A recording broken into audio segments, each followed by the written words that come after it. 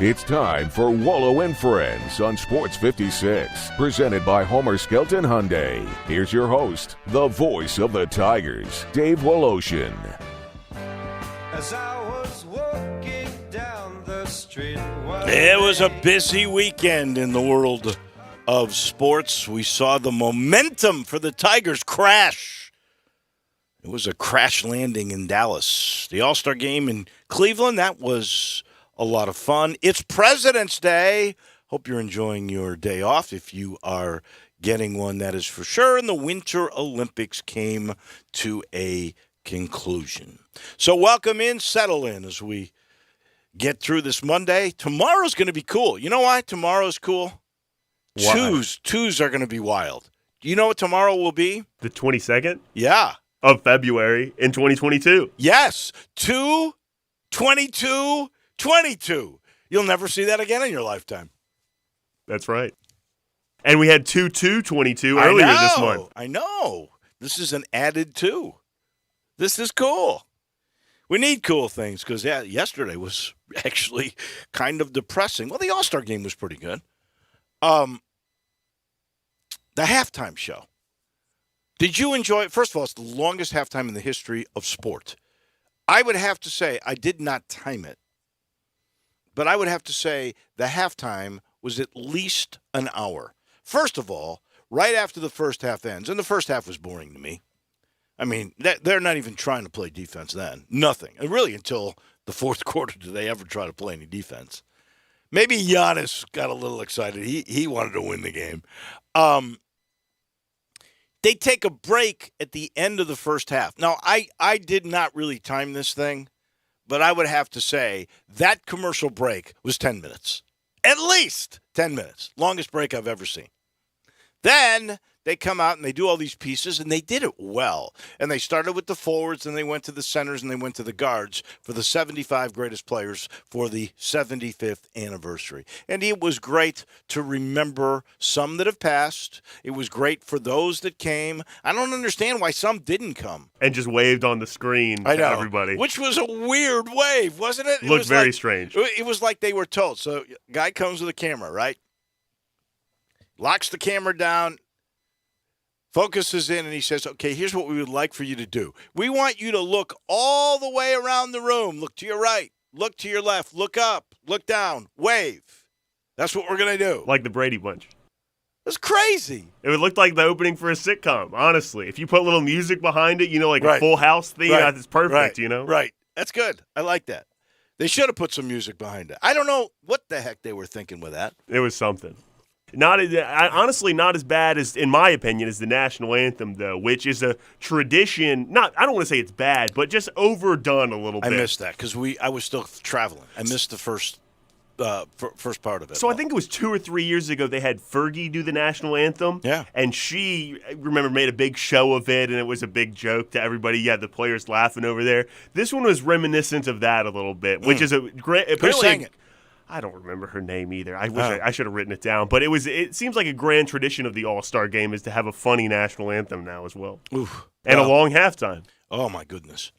The halftime. But, this halftime was moving. I mean, even guys like Charles Barkley, they were almost moved to tears from the experience. I was glad Shaq was there. I was really glad that Kareem Abdul-Jabbar was there. Because I think, in my mind, I got to throw Bill Russell in there somehow, some way. But I think the two greatest players were Kareem and Michael. LeBron is probably going to be up there. But Kareem and Michael, and I was sad Bill Russell couldn't make it because he is such a great personality. I was very happy to see Dr. J there. I think Dr. J really and truly, the metamorphosis of the NBA into becoming a mainstream major league came from Bird and Magic because they were on tape delay in their championships up until that moment.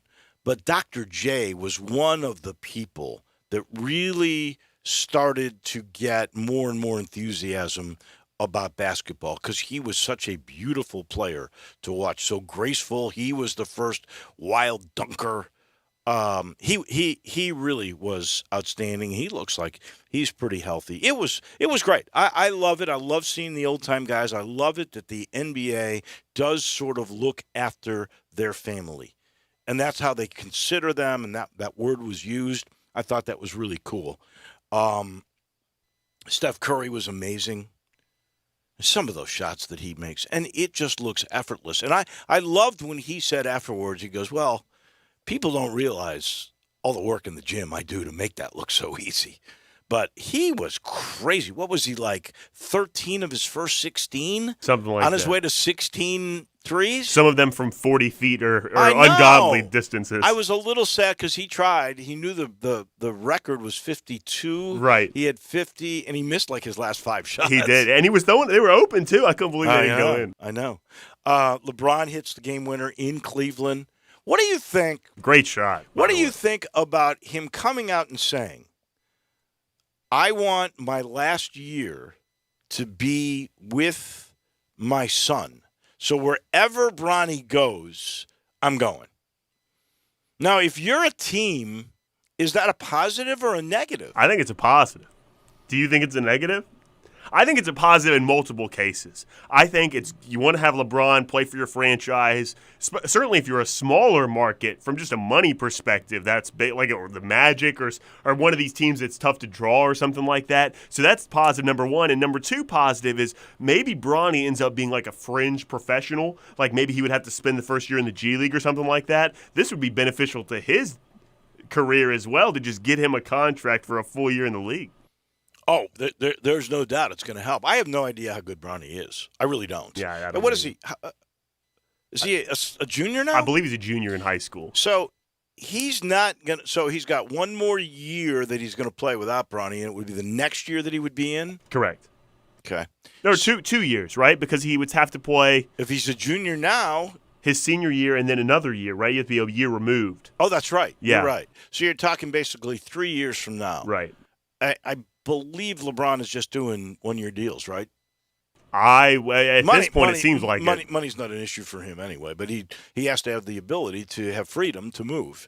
So maybe he's only doing one-year deals. Maybe that's toward the end of his Lakers contract so he can go wherever he wants to go. He's done in 2022, 2023, so that, I guess, would be the last year of his contract. Perfect. Yeah. That would be perfect. And then 22-23 is next year, so that's just it is. He'd Wow. have to sign a one-year deal. Seems like a He'd made-up have to year, sign 2023. a one-year deal with somebody, so he had the freedom to do his last year, if it's his last year, with his son. And I would imagine the front offices would oblige to give him whatever he's looking for. But just think for. about that. 3 years from now, how good will LeBron be? Well, don't say that, Dave. I care about you too much. We can't start saying it's the end of LeBron. It's like saying it's the end of Tom Brady. You know, you can't predict it. He's going to be great till he retires. Maybe. I know he hit that game winner last there night. You but go. I'm going to tell you right now, I see slippage. He's leads the league in 30-point games, though. I see slippage. Just in movement is what I'm talking about. Yeah, that's probably true. I see some slippage, and now you're talking 3 years from now? I mean, that's like Gordie Howe, who played with his team, his sons, in the AHL. He went to I think at that time it was trying to be a major league. Maybe it was the WHA. Whatever it was, where he ended his career, Gordie did, playing with his sons. Yeah, I mean, he could hardly skate.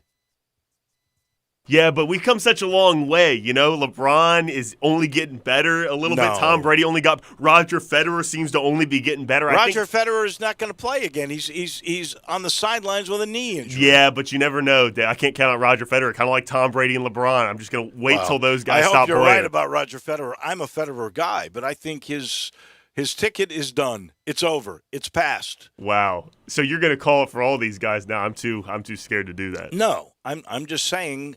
And we're not talking about next year. We're talking about 3 years from now. That's right, yeah. What is LeBron right now? How old? 37, right? So you're talking 40. Hey, I think he played till he's 50, like Tom Brady said, 45 at least. Football's a little different, especially at that position. He's not a wide receiver. He's not a running back. But, if anybody in the NBA you're not allowed to touch, it might also be LeBron James. Yeah. All right, I think I've avoided it as long as I can. We got to talk about the disastrous finish in Dallas for the U of M. Now, I will say this. Your goal, really, realistically was to win 2 out of 3 on this really tough road trip that the Memphis Tigers were taking. And they did do that. But when you've won 2, and you're the favorite in the game in Dallas, and and SMU seems to be reeling. They've lost 2 of their last 4. Now, granted, they lost to a team in Temple on the road, was missing 3 of their best players, but you didn't have your best player. Kendrick Davis didn't play in that game, and Kendrick Davis absolutely massacred the Tigers. All he did was go 10 of 19, 6 of 11 from 3, 27 points, 4 steals, and he blows by everybody. He's just so quick. Draws fouls on people. In the game in Memphis, he drew 8 fouls. I'm looking to see how many he drew 5 last night. So he drew 5 in this one. He's crafty, and he's so quick, and if he gets streaky hot, he's hard to stop. And that was part of the deal. But for Memphis, they were playing so well. With 3 minutes and 40 seconds left in the first half, they have a 7-point lead. And that's where the game totally changes. Even though Alo was in foul trouble right off the get-go, and some of this press, this 22 press, seems to be getting Memphis in foul trouble. I asked Penny about that, and he talked about a lot of angles and everything else, and they're going to work on that, but that's what they are. So you're going to have to learn to play with some foul trouble. And that's what they did yesterday. But they're cruising along. And then all of a sudden, the tables turned. A 12-0 run by the Mustangs, and SMU's got momentum going into the break. Memphis comes back and ties this thing at 41-41. And then something I didn't think I would see. This game kind of reminded me, at least the second half did, after the tie, of the way they played against Iowa State. Like they were never in it. And I can't remember a 27-3 run. Ever. Which is what SMU pulled off. And won the game right there. Memphis, frankly, just didn't get back on defense. They just didn't have the will that they'd had in other games. Now, maybe they maybe it's were too cocky and didn't take it seriously enough. I don't know. Maybe the foul trouble frustrated them a little bit, so they were a little less aggressive defensively. I don't know. But you can't give up a 27-3 run. And in the words of Lester Quinones, quoting, "We did not know how to deal with adversity." And now they've got some adversity. Although, let's be honest here. Lunardi still has the Tigers in. Now they're, I guess, second to last of the last 4 in. And they're going to have to win probably the rest of the way. Maybe if they were to lose again, they could lose to Houston at home. That would split the series. Still might have a chance, but there's no way they can lose at home to Temple or to Wichita State, or on the road at USF, which is, I think, the worst team in the league. And Memphis hasn't seen either Temple or USF. And Temple's pretty good. Well, Temple's not bad, but Temple's missing more players than Memphis. Right, you said they were missing 3 against 3 SMU, right? Guys. And their best player got hurt at the very beginning of the year with an Achilles, I think. So he's not played pretty much all year.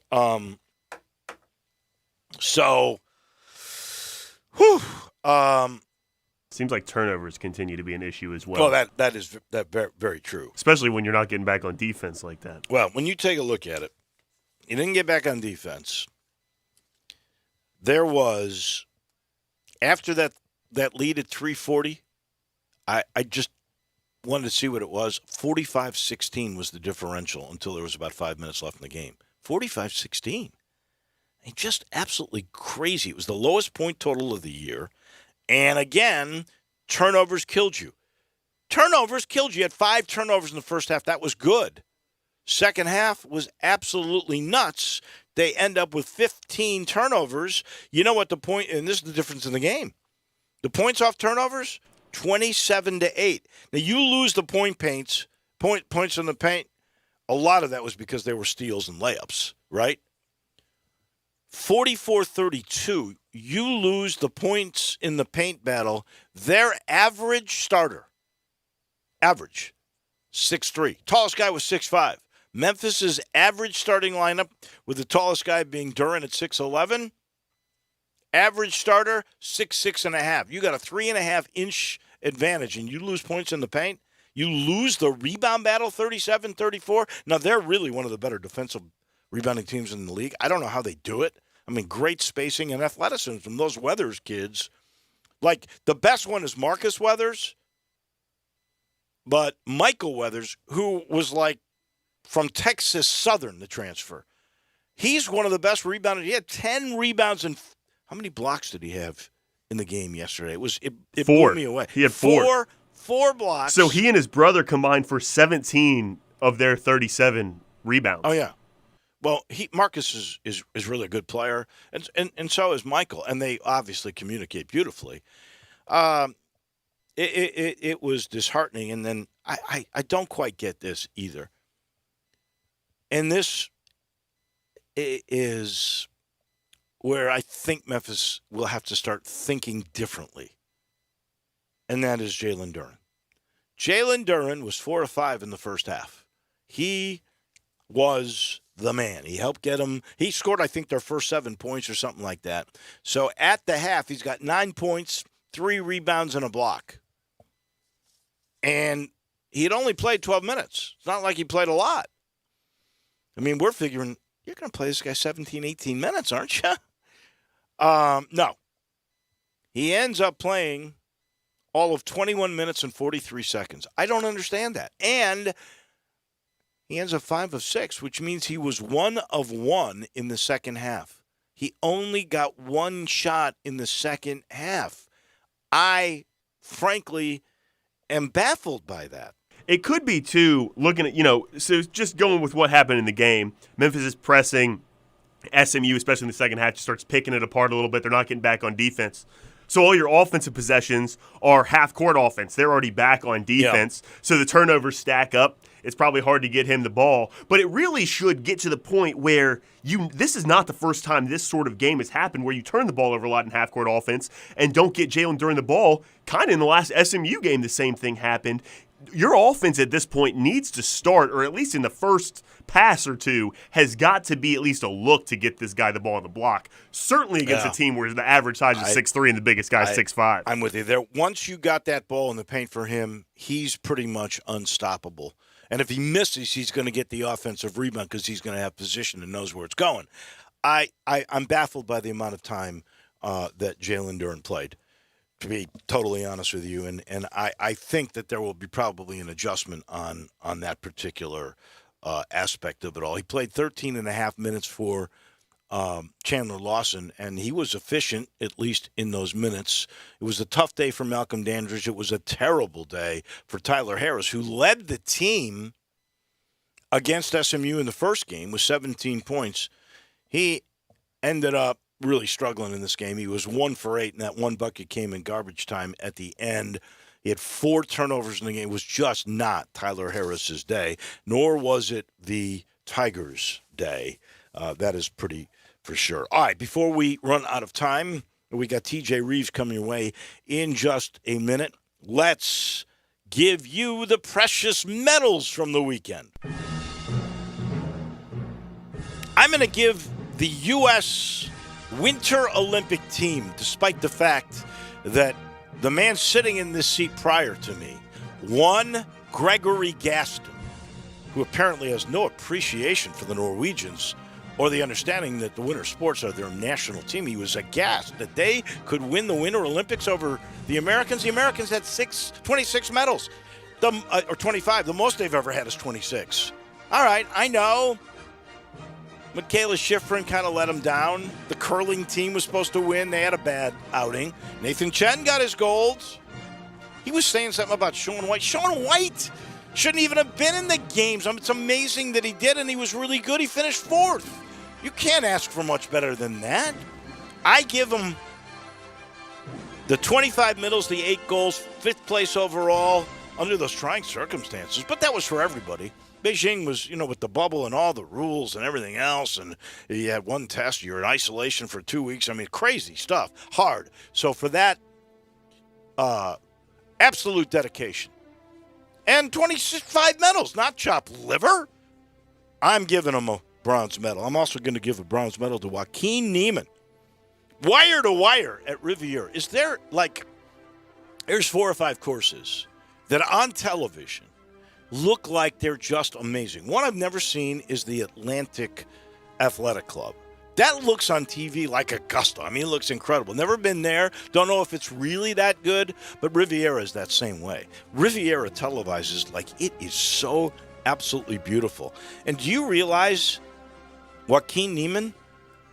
He's the first guy and only the 3rd or 4th person ever in history to lead Riviera, which has been a tournament since the 30s, to lead wire to wire to win. Last guy to do it was 69. Ben Hogan did it. He was one of the 3. But the last guy to do that was 1969. That's the second tour win for Joaquin Niemann. So, yeah, you get a lot of these young guys. We had Luke List. We had Tom Hoagie. Who was the guy last week that was the first-time winner? I can't remember. I'll look it up right now. Oh, yeah. I can't believe I can't remember it either. But a good player. And now you got this guy with his second. I mean, there is so much talent on the PGA Tour. It is unbelievable. So I give him a bronze medal. I got 1 silver. It's to Austin Cindric. He's the rookie that held off Bubba Wallace at the wire to win the Daytona 500. And he did it for his team owner, Roger Penske, who was celebrating that very day his 85th birthday. And here's the other thing. Well, let me tell you.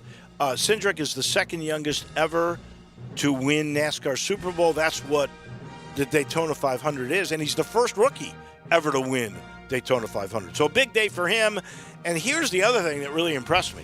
Do you know how many people were in attendance? This has to be the biggest number of humans massed together since COVID. How many? 120,000. Daytona at night's a different animal. They said NASCAR was dead. 120,000 people showed up to watch Austin Cindric. He gets my silver. My gold goes to Steph Curry. 16 threes, 50 points. And he got the Kobe Bryant Trophy. That's the NBA All-Star MVP. And they redid it. I don't remember the first trophy. Do you? Second one's beautiful. Yeah, no, it's very nice. I don't know what the first trophy. I think it was just the regular. Oh, it was just a plaque of the logo, Jerry West. Oh, really? I believe so. I could be wrong. Well, this one is pretty, and congratulations. Steph Curry was absolutely unbelievable. Your medals? So my bronze is also going to go to Joaquin Niemann. That was because when the Tigers started to get away, I flipped over to golf. Like you said, wire-to-wire finish, great ball striker. You kind of took all the stats for me. But so Joaquin Niemann gets my bronze medal. My silver medal also goes to Stephen Curry for an unbelievable performance. And a smaller silver medal goes to DeMar DeRozan, who didn't score a lot.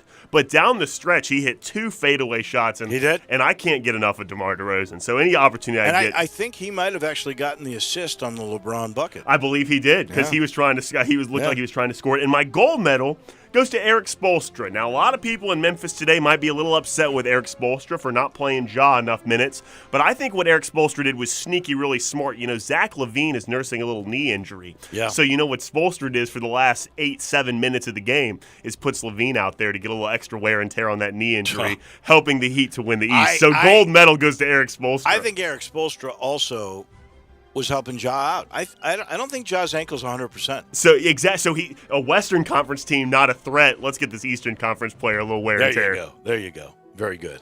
I got one rust, and it's an easy one. And I don't know how anybody can defend him. And that is Michigan coach Juwan Howard. Juwan Howard did get touched as he tried to fly by Greg Gard in the handshake line. I'm beginning to think we should just do away with handshake lines. I mean, all it is trouble. I love sportsmanship. I really do. And I've always liked that about it, but it appears in this day and age we don't have sportsmanship. We got a bunch of touchy crybaby guys. And Juwan Howard may be the most sensitive crybaby guy of all. This is the second time now. He had words. He had to get held back to Mark Turgeon last year, the Maryland coach. And this time, he's down, 15 points at the end of the game? Yeah, it was double digits. I mean, he's down big. And he's pressing. He's still pressing with 15 seconds to go in the game. Greg Gard's got his walk-ons on. They're up 15. They're just playing it out. He's pressing. Those walk-ons are having trouble getting it up, and they're down to 4 seconds on the 10-second count. He calls timeout because you get a new 10. In college basketball, you get a new 10 if you do that. And that PO'd Howard. First of all, why is he pressing if he thinks you should just play it out? And then he's the guy that incites everything when he's passing by in the line. He says, "Oh, remember that." And Gard wants to stop him to explain he touched him. But there's a difference between grabbing out in anger. He's trying to say, "Hey, wait a second. Here's why I did this. Because you were pressing." And he takes great exception to that. And then his assistant comes to his aid, and then craziness. Because Juwan Howard throws a punch, hits the assistant in the face. That prompts other players, because they're the leader. Juwan Howard's your leader? He's the guy that started it. Now other players, they're going to get suspended. It's all on film. Crazy. Juwan Howard, there's no defense. Greg Gard may have had a role in it because Greg Gard did put his hand on him to slow him down to explain. It's all on Juwan Howard for me, mostly. I'm sure Gard is going to get a game or two. I think if it were me and I were the Big Ten commissioner, I would suspend the rest of the regular season, Juwan Howard. Let him get in the tournament so they can still have a chance to get into the NCAA. But frankly, he needs anger management training because this is not the first time. And this is strike two. I don't think he should be fired personally, but he's on watch. Strike three and you're out. I'm going to put the onus, because I'm a coach and a player apologist, I think. So I'm going to put the onus on the handshake line. I think it's a little bit outdated. I think the NBA does a really good job, and Major League Baseball honestly does a really good job, because there's another sport where that kind of fighting and chippiness is a part of the game, where you just kind of wave to the other manager, the two coaches wave to each other. Any players that want to talk to each other, if they know each other, can go talk to each other. But I think it might be good high time in college sports. Let's do away with the handshake line. Maybe they're not, coaches should maybe be more mature. I'm not sure the players are mature enough to handle it anyway. So let's just do away with the handshake line altogether. I'm okay with that because it seems like it's trouble. It really and truly does. And those are your precious metals on this Monday. I'll let you know I'm sitting in the Family Leisure studio, and if you're looking for a cool job, man, Family Leisure is now hiring multiple positions.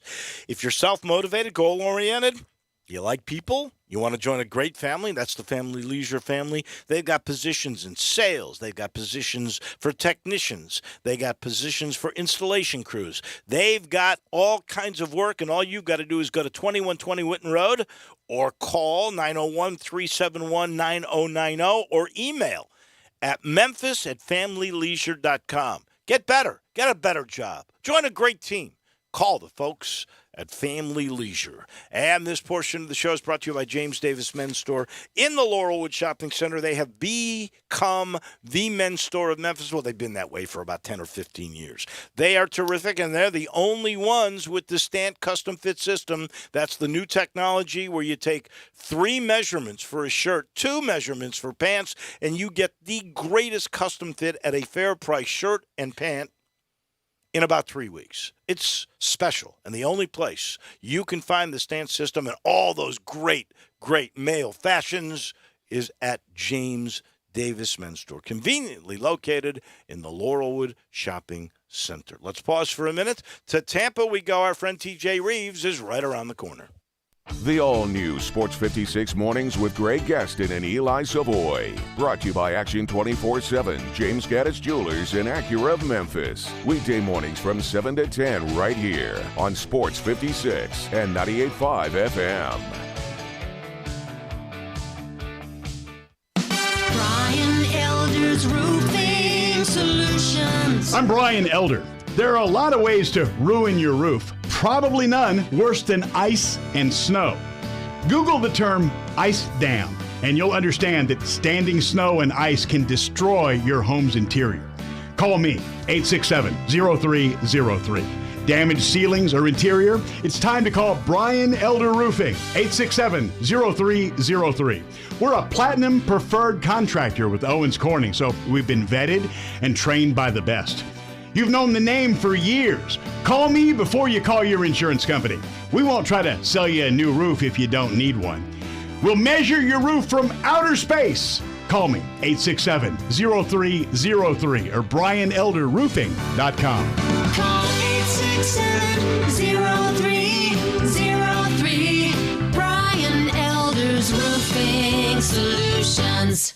Hey, Mid-South, the Kia President's Day sales event is in full swing at Gossett Kia on the Pike, and you're going to want to make your move today. Get Kia's 10-year, 100,000-mile powertrain limited warranty and get ready to ride in a 2022 Kia Forte LXS, $199 a month. 2022 Kia Soul LX, $219 a month. Both 36-month leases, $27.99 due at signing. Plus 2022 Kia Sorento LX, we Gossett, $308 a month. 36-month lease, $34.99 due at signing. So come see Bobby J. He's going to put you in a new Kia today. Gossett Kia 1900 Covington Pike or online KiaCovingtonPike.com. If you want it, we got it at Gossett Motor Cars. All 36-month leases, $650 acquisition fee, $30,000 per year, 20 cents excess mileage, Forte, Indy 456, $841, MSRP $21,090, Soul N78, $23,215, MSRP $21,515, Sorrento NG $104,027, MSRP $31,460. Includes all rebates and incentives, PF $695, must finance through KMF, excludes tax title and license with approved credit. See dealer for complete details. Offer valid through 2/28/22, dealer stock only.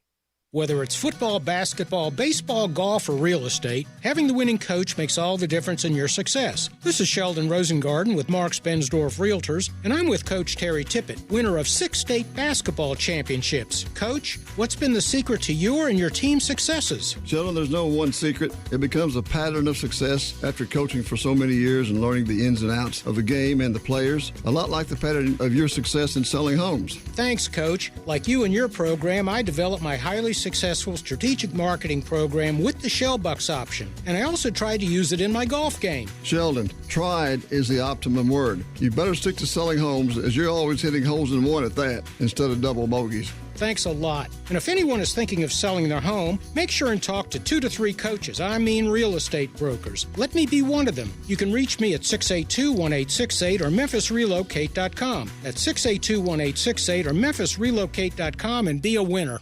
Now, back to Wolo and Friends on Sports 56, presented by Homer Skelton Hyundai. Here once again is the voice of the Tigers, Dave Woloshin. She's a good girl, loves her mom. Time is just absolutely slipping away, and you did hear we are presented by the good folks at Homer Skelton Hyundai. That's on the corner of Craft Road, the very first exit in Mississippi, and Highway 78. That's Lamar. Turn left, and you'll see Chris True and all the gang. They've raised the bar for the way car business should be done. You'll never pay more than sticker price for a new car at Homer Skelton Hyundai. And this portion of the show brought to you by Conway. Conway Services, heating, cooling, plumbing, electric, and, of course, the Super Tune-Up. And I'm getting one today. Always get one in winter. I should have had it a little bit earlier. I'm a Comfort Club member. And then I get one to start my spring. The great thing about the winter one is they will check for any leaks. They got this state-of-the-art camera system, goes into your system, and then they do a carbon monoxide test so you know it's safe and will operate efficiently the whole winter long. And so I urge you, call 384-3511. Get that unbelievable Super Tune-Up for $69 and get the safety inspection on the house. TJ Reeves joins us now. Well, we're looking forward to coming to Tampa. That's the last road trip the U of M will have. They had 2 out of 3. TJ, your alma mater, though, did not fare well in Dallas yesterday.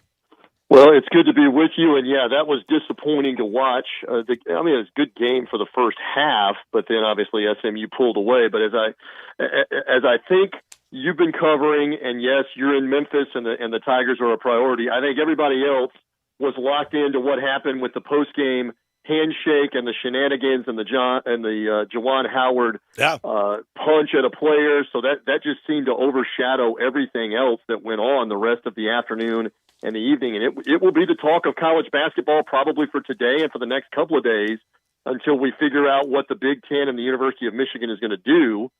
And I know you want to talk about all the above, but back to the Tigers just real quick. It's disappointing, but SMU's on the bubble too. They were at home. They played hard. And so now for Memphis, you can't slip in any of these remaining games, as you know, as you've covered. And that Houston game at home looms incredibly large for the at-large hopes to be able to win. And you're on target now, probably in the semifinals. Second game of the tournament for you. You're on target there to face SMU again. And that, frankly, the winner of that could be the second team in the American. And I know the columnist, Mark Giannotto, for the Commercial Appeal, he has said that the AAC is worthy of 3 teams.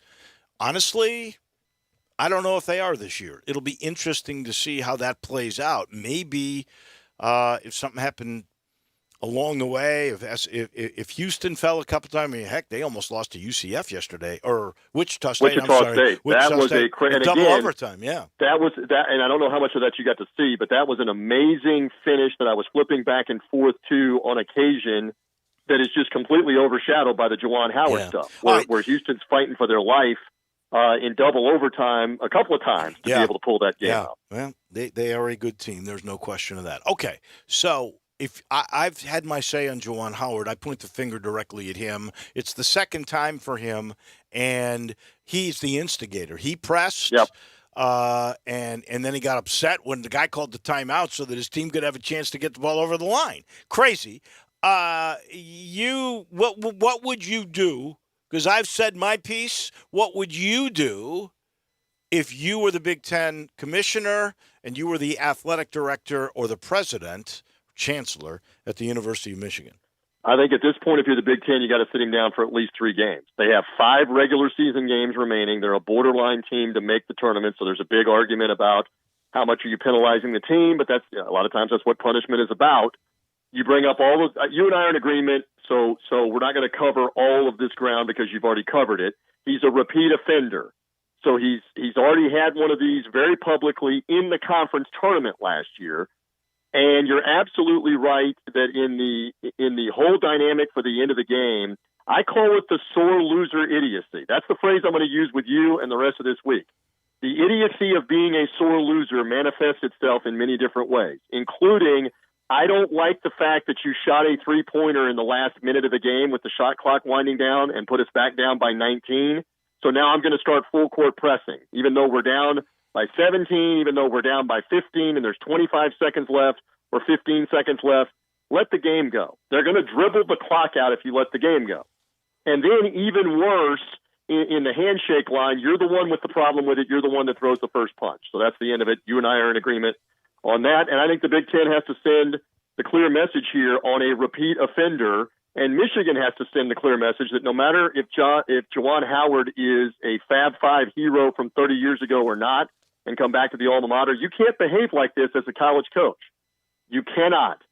And basically they have to put him on notice that anything like this again, you're done for cause. Don't care that you're Juwan Howard or not, Fab Five or not, you're done. Because they're giving you the second chance from the behavior a year ago.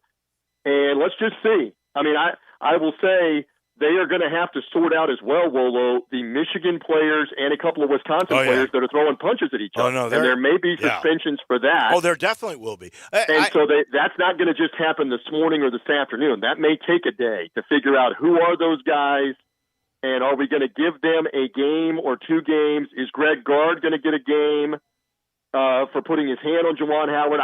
I don't disagree with that part of it because he was stopping him to make a point to him. No, you're not just going to walk by me cursing at me when you're the one full court pressing walk on. So I don't have a problem with that. Or he put his hand out to stop him to say, "Hey, listen, this is why I did it." Yes. I agree. I think Gard should get 1 game. That's what I said. I would suspend Juwan Howard for the rest of the regular season. Let him coach in the tournament to give his team a chance to get to the NCAA tournament.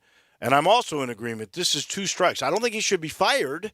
No. But I think it's 2 strikes, 3 strikes, and you're out. But you know what? Ultimately, if that's what Michigan wants to do, if they want to relieve him of his duties and say, hey, we went along with this last year, but this is not who we are, this is not what we stand for, that's up to them. That's up to them Yeah. as to what they want to do. I would not do it if you're asking me, which Yeah. you did. Yeah. I would not do it. But you can't have behavior like this. And I keep seeing this debate on social media, and everybody's taking to the airwaves about get rid of the handshake. Yeah. I know Mike DeCourcy's our mutual friend and colleague, and he's writing about that. No, sorry. Be better. Be bigger. Take the high road here. Don't be a sore loser at the end of games. The handshake is not the problem. The behavior of the adult in charge of a college program is the problem. They're, trying to take a grudge out for whatever reason. Again, he was rankled in the final minute of that game by the three-pointer being shot at the end of the shot clock. Wolo, how many games have you done? You've done far more than I have. Where the walk-ons come on at the end of the game and somebody shoots a shot at the end of the game, get over it. You got beat. You got beat decisively. You can't Please. take a swing at somebody because you're mad because they took a three from a walk-on. I mean, that's the stupidest thing ever. I'll be honest with you.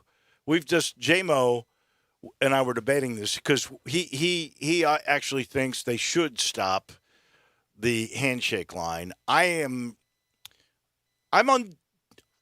undecided on it. I've always liked that aspect because I like sportsmanship.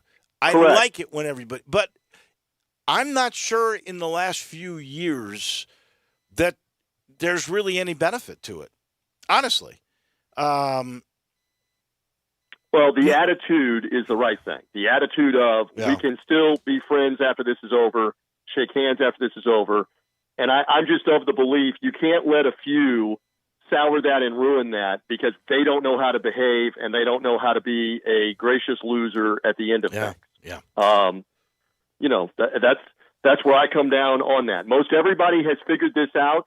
And you've had awkward situations this year. I mean, there's another situation where at the end of a Virginia Tech Miami game, Miami won at Virginia Tech on near a half-court shot, a near three-pointer. And the Miami players rightfully went berserk, jumping up and down, celebrating, and completely ran off the floor and out the tunnel as a team, except for Jim Larinaga. You remember that, right? Yeah, sure. So Larinaga's left to shake hands with the whole Virginia Tech coaching staff and team, with he and a couple of his assistants, because his players all took off. So there have been awkward situations with this. I again come back to and will repel and defeat anybody that wants to say the handshake line is the problem. No, the sore losers in the handshake line are the problem, and Juwan Howard is a classic example of that yesterday. No doubt. Because he clearly ignited that situation by throwing a punch, and you can't have that. Absolutely. And it's like we said the second time. All right, let me switch gears real quick because we're almost out of time here. The NFL is in the news as always, and this comes from agents of prospective players who've been invited to the Combine. They have these new bubble rules because of COVID, and in that bubble, players would be separated, not allowed to interact with those particular agents, their doctors, their nutritionists, their personal trainers. There's about 150 key players that have big-time agents out of the 324 invited. And the agents are saying, we are not going to allow our players to come if that bubble is placed as you are saying right now. They say they'll come for the medical examination. They'll do all the other drills at their pro days, at their prospective campuses, but they will not come. What do you think will come from all of this? Power to the players. Power to the prospective players on this. Getting together as a large group and saying this is mainly a convenient thing for the NFL, to everybody be at the same place to see all of the different teams. And if you're going to be heavy-handed with restrictions and what you want to do, then we have the option as the players to say, okay, come to our campuses, come to our pro days. We'll all work out here, and the rules will be different according to where we live, what the state rules are, what the guidelines are. So I'm in agreement that they're saying back to the NFL, we're doing this out of convenience for you to all come to a centrally located place. And if you're going to turn it into a heavy-handed thing that we don't like, here's the recourse we have. Come now to our individual workouts, and you can get the same evaluation and do the same interviews anyway. So I don't have a problem with it. I understand their response because, in particular, There are a lot of players that don't participate in the combine anymore anyway, that think it's a totally overrated process other than show up, do the medical exam, and do the interviews. We're not going to do the shuttle drill. We're not going to do the bench press or the vertical jump or any of the workout or the 40 time or any of that. So they just say, come to our pro day. We'll do it for you there. I don't have a problem with it. It'll be really interesting to see what the NFL response to that is.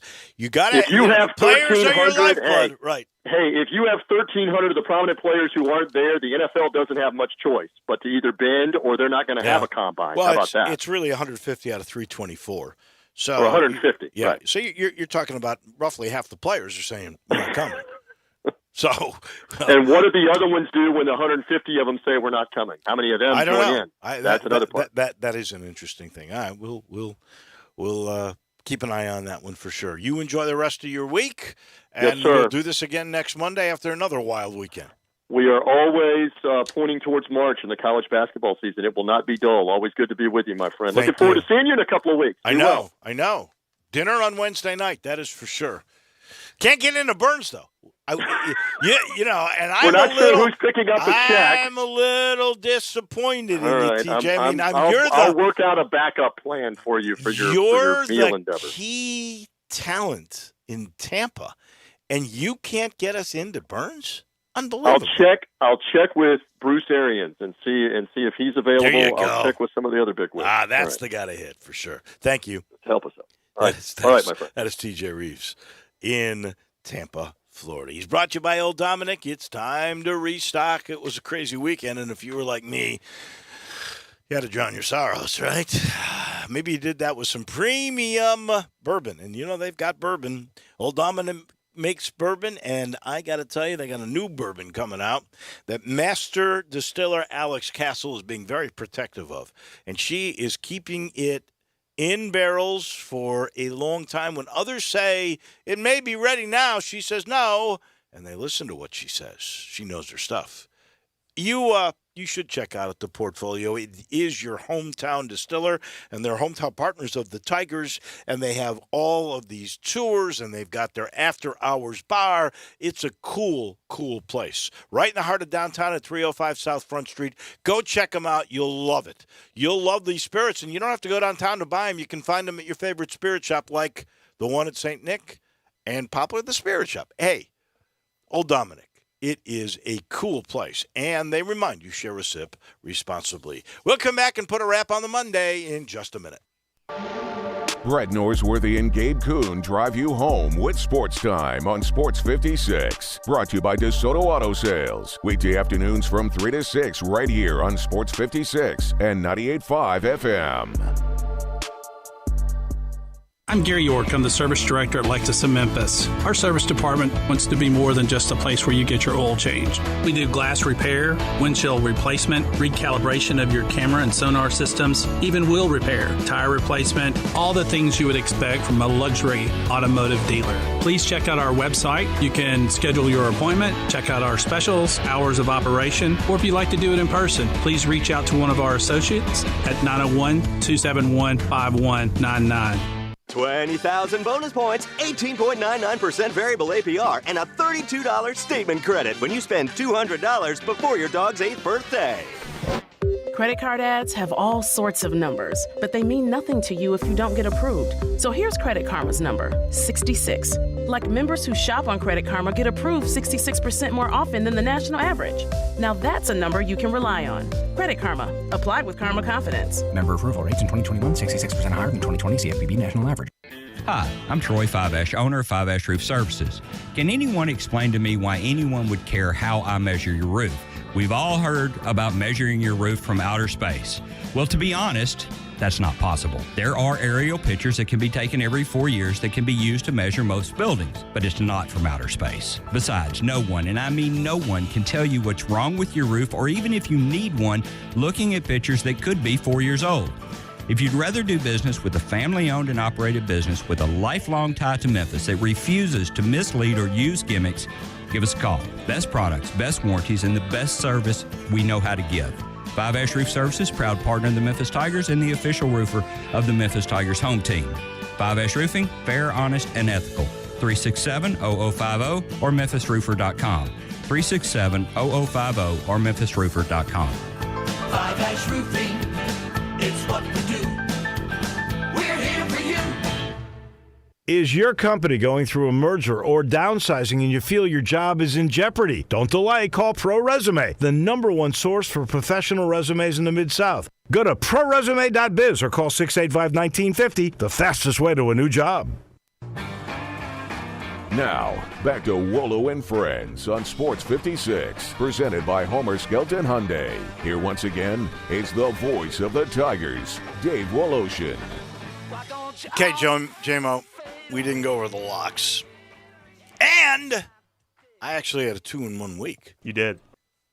I sort of did this blind, right? I was right on the money with the Arkansas win. I knew at home they were going to beat Tennessee. I really did. And you knew that line was going to be somewhere close to 0. Sure. I actually thought it would be like maybe a 1 point. It was 2. 2, right? yeah. And they play well at home. Tough place to play. Yeah. Bud Walton. Oh, no doubt. And then, what else did I have? I had Villanova Georgetown at Villanova. I did not realize the line would be 19.5. That's the problem. You don't get these lines in time for our show. That's right. Terrible. So I lost that one. But I was right about Team KD and LeBron. I will say this. I like the Target. Love it. I hated it when it first came out. I thought, this is stupid. This is so gimmicky. But actually, the last, when they get to within 10 points of the target, now they start to play serious. Playing they hard. actually try to defend and everything else. Which makes that 6-point line really big because you got teams playing hard defense down the stretch. I think it should always be a possession or two. And then you, of course, try to fool everybody with your knowledge of the little teams. I didn't have much knowledge this weekend. You get killed with Ohio at Kent State. You get killed with Cornell at Dartmouth. But you do when the games get a little bit the bigger schools. Those Terps. You had Maryland -2 at Nebraska, and you win that. Nebraska just, what's happened to the Nebraska program? Of course, they were never good in basketball. Although Fred Hoiberg is an excellent coach, but he was the transfer king before everybody was doing transfers. Right. And now that everyone's kind of caught up, he's having a little more trouble. Yeah. He's better suited to be an NBA coach, I think, although his stint in the NBA was that was not although pretty. it was cracked out to me. No, I think he is a good coach, though. I agree. Nebraska's never had a really good basketball program, and frankly, their whole athletic department is, I don't know what's happened. They've won one league game this year. One league game. Wow. I hadn't realized it was all that terrible. Here, this is kind of a cool thing. I don't know if you've seen this, but Calvin Austin is going to do a diary in the commercial appeal about trying to make the NFL and going to the aforementioned combine. He's now working out at a place, and he's already written one. He wants to run at the combine a 4.340, and I think that's possible for him. He's the fastest guy, I think, other than when I went to the Olympics in L.A. and saw Carl Lewis in person. I think he's the fastest next guy I have ever seen in person. Now, I watched Gale Sayers run the football. I don't think I honestly think as fast as Gale was, shifty, I think Calvin Austin's actually just from start to getting in gear faster than Gale Sayers. I don't know that I've ever seen anybody faster. And so a 4.3, of course, he was on the U.S. Junior Olympic team, so you know he's fast. 4.3, I think, is within his reach. And good company there. I mean, honestly, if he's the second fastest, it's a pretty good company to be with if you're Calvin Austin. Oh, yeah. All right, and last thing. Have you seen this? The NFL and the XFL. And you know who owns the XFL? The Rock, right? The Rock. Dwayne Johnson. Yeah, with Danny Garcia. I don't know who that is. But they own the XFL. So they've reached a partnership, those guys, with the NFL that will focus on innovating the game and protecting the health of the players. So I guess they're going to start in 2023 under this new ownership group. And the XFL officials made clear the collaboration will not include player sharing for developmental purposes, but the alignment is notable given the growing number of alternative leagues in the football landscape. So we've got the USFL, right? All their teams are going to play in Birmingham. This next spring. Here's my last thought on this. I hope it works. I really do. But with the failure since the 80s of any spring league to ever make it, I think as a society, we need time off. The NFL does a great job of PR, so they try to keep it 12 months a year, right? I think they do. They certainly with the drama of the offseason nowadays. They got mini camps that you have to have. You got all the draft stuff that you do. The dang season goes from the last, you're playing in August, July actually, Hall of Fame game, and you go all the way through February. I mean, it's March. I am a firm believer that spring has to be off. I don't think any of these leagues are going to make it for that reason. I think psychologically, we need some time off. Psychologically, you may need, if you're a Tiger fan, to go get some spirits. I mentioned this before. I would head to Poplar and St. Nick. That's 4848 Poplar Avenue. Go see Eddie Connor and his family. They've been around since '69. They'll explain all the good spirits. They'll tell you the bargains that are coming up. If you want to go local IPA, they've got that beer in-house. If you're looking for Old Dominick spirits, they've got that there. They've got everything from rare, valuable bourbon to up-and-coming stuff. They've got all the great wines, and they've got some that'll be great in a couple of years that you might invest in right now. Just talk to Eddie and his family at the Spirit Shop. We're going to talk some baseball tomorrow. We begin our season with Tim Doolin, and, of course, lots of other surprises coming your way. That'll do it. Johnny Radio is right around the corner. I know the sweet